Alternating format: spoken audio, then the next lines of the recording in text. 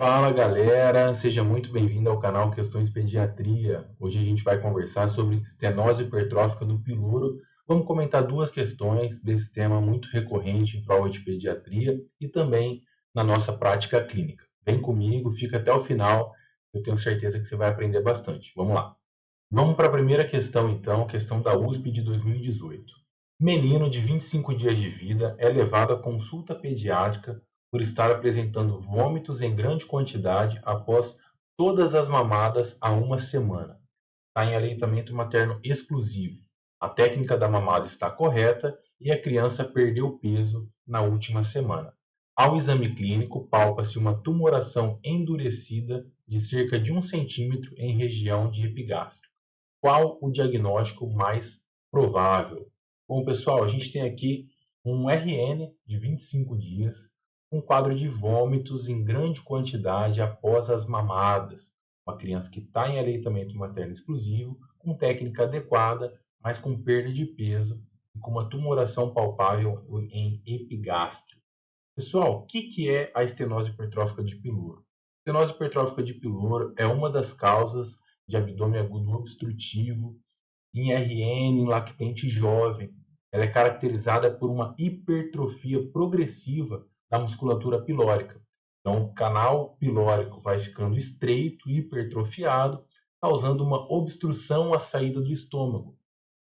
Então, geralmente acomete pacientes ali a partir da terceira semana, com um pico de incidência entre 4 e 6 semanas de vida. É um pouquinho mais comum no sexo masculino, em... ele é mais comum no sexo masculino e não tem uma etiologia determinada. Já foi descrito alguma associação com o uso de eritromicina, mas a etiologia da estenose hipertrófica do piloro é indeterminada. E o quadro clínico é característico, um quadro de vômitos de repetição, principalmente após a mamada, já que o paciente mama, tem essa obstrução à saída do estômago e o paciente vomita. Ele mama e vomita. Junto com esses vômitos, que geralmente são não biliosos, porque a obstrução está ali acima da ampola de Vater. Além dos vômitos, o paciente evolui com desidratação, secundária a esses vômitos de repetição, e perda de peso. Então, é um paciente que chega geralmente desidratado e com uma perda ponderal. O diagnóstico é feito baseado na clínica, os exames complementares podem ajudar, geralmente na gasometria, a presença de uma alcalose metabólica hipoclorêmica, por conta desses vômitos de repetição, o paciente perde muito cloro e o BIC acaba subindo. E o diagnóstico que realmente confirma é o diagnóstico ultrassonográfico. O ultrassom de abdômen vai demonstrar esse canal pilórico hipertrofiado, com aumento da sua espessura. O tratamento é cirúrgico, então a gente interna o paciente, corrige a desidratação, corrige os distúrbios hidroeletrolíticos e o paciente vai ao centro cirúrgico fazer uma piloromiotomia. O tratamento cirúrgico geralmente é curativo, tá? Então, quais seriam as alternativas? Quais alguns dos diagnósticos diferenciais da estenose hipertrófica do piloro? A. Alergia à proteína do leite de vaca. Vamos comentar cada um deles. Bom, pessoal, não é o quadro típico da alergia à proteína do leite de vaca, vômitos de repetição associada à perda ponderal, com desidratação, com massa abdominal palpável. Ah, detalhe, essa massa palpável ela é chamada de oliva pilórica, tá? Então, essa tumoração em região de epigastro, geralmente em forma de azeitona, ali na transição, né, do estômago com o duodeno, ela corresponde a esse piloro hipertrofiado. Não é necessário o diagnóstico, alguns pacientes não apresentam essa massa abdominal palpável, mas quando ela está presente, a gente chama de oliva pilórica e ela fortalece ainda mais o diagnóstico. Mas voltando aqui para alergia à proteína do leite de vaca. A gente lembra então que existe a alergia à proteína do leite de vaca IgE mediada, aquela de reação mais imediata, com manifestações cutâneas, às vezes inclusive com sintomas de anafilaxia, e a não IgE mediada, que inclusive é a mais comum. A não IgE mediada, ela pode ter alguns sintomas gastrointestinais, e o principal sintoma gastrointestinal é a presença de sangue nas fezes, a hematoquesia, que é a chamada proctocolite eosinofílica, né? O paciente pode ter também sintomas de cólica, doença do refluxo, mas não é o caso do nosso paciente. Inclusive, ele está em aleitamento materno exclusivo, então o contato que ele teria com a proteína do leite de vaca seria na dieta da mãe. O paciente pode sim, né, apresentar alergia à proteína do leite de vaca, mesmo em aleitamento materno exclusivo, mas os sintomas gastrointestinais mais comuns não são vômitos de repetição com perda de peso. Seriam sangue nas fezes, uma história sem manifestações muito agudas, como perda de peso, como desidratação, então, resposta falsa. Letra B, a gente já viu que é a resposta correta. Vamos para a letra C, invaginação intestinal.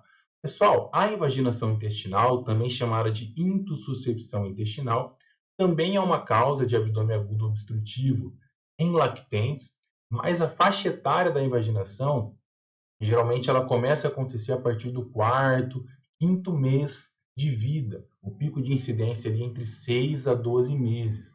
Então é a entrada de uma alça, né, na sua parte distal, causando, e quais são os sintomas da invaginação? É uma dor abdominal muito forte, então um lactente irritado, um quadro de cólica, com distensão abdominal, pode apresentar vômitos, inclusive vômitos biliosos. O paciente também pode evoluir com um quadro clássico de fezes em geleia de morango ou geleia de framboesa, que é a presença de uma eliminação de fezes com muco e sangue, beleza? Então, invaginação a gente pensaria num paciente com abdômen agudo obstrutivo, uma obstrução mais baixa, com distensão, vômitos, fezes em geleia de framboesa, mas um lactente um pouquinho mais velho, principalmente a partir ali do quarto, quinto mês de vida. E a letra D, neuroblastoma, também resposta incorreta.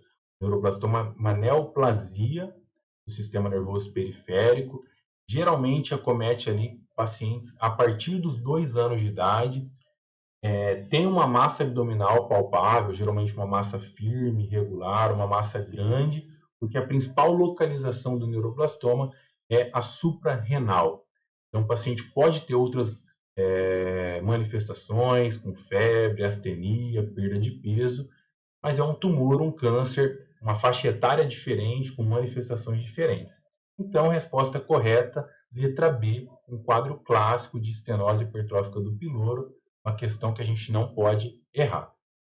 Vamos para a segunda questão, questão do TEP de 2015, prova de título de pediatria. Com relação às manifestações clínicas da estenose hipertrófica do piloro, é correto afirmar que, letra A, vômito bilioso é o sintoma inicial mais comum.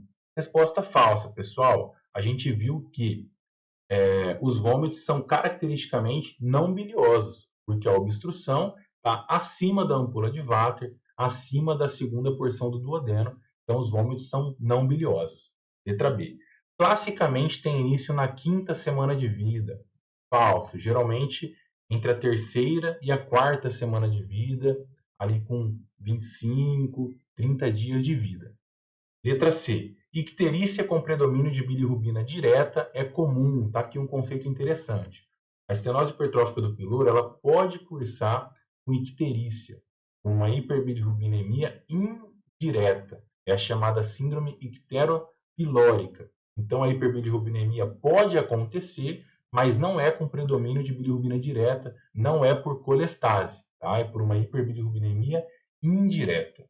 E a letra D, insuficiência adrenal pode simular o quadro clínico de estenose hipertrófica do piloro. Pessoal, a insuficiência adrenal, a hiperplasia adrenal congênita, é um dos diagnósticos diferenciais da estenose hipertrófica, né? A sua forma mais grave é causada pela enzima pela deficiência da 21-hidroxilase, que pode causar a crise perdedora de sal, né? Através da forma perdedora de sal, o paciente ali entre o 8º, 15º dia de vida pode evoluir com um quadro de vômito de repetição, com uma desidratação importante, uma desidratação hiponatrêmica, né? A gente lembra que a hiperplasia adrenal congênita é uma das doenças que fazem parte, né, da triagem neonatal, fazem parte do teste do pezinho, E ela é um dos diagnósticos diferenciais, tá? O que ajuda a diferenciar é que a crise adrenal, a insuficiência adrenal, geralmente ela acontece um pouquinho antes, ali no 8º, 15º dia de vida, o paciente já se apresenta com esse quadro de vômitos, desidratação, perda de peso. E na gasometria, isso é uma questão interessante, na estenose hipertrófica do piloro, o achado clássico gasométrico é a alcalose metabólica. Já na insuficiência adrenal é a presença de acidose metabólica, além da hiponatremia, hipoglicemia, por conta dessa ausência, né, supressão do cortisol e também da crise perdedora de sal, também da aldosterona, beleza? Resposta correta, então, letra D. Bom, turma, então mais um vídeo do canal Estenose Hipertrófica do Piloro. Espero que tenha feito sentido, que tenha te ajudado. Se você ficou com alguma dúvida, só deixar aqui nos comentários alguma sugestão de vídeo. Fica à vontade, que esse canal nada mais é do que um meio de agregar conhecimento, de ajudar vocês nesse processo de estudo, beleza? Vídeo novo toda quarta-feira. Seja bem-vindo. Espero que você tenha gostado. Um abração e até a próxima.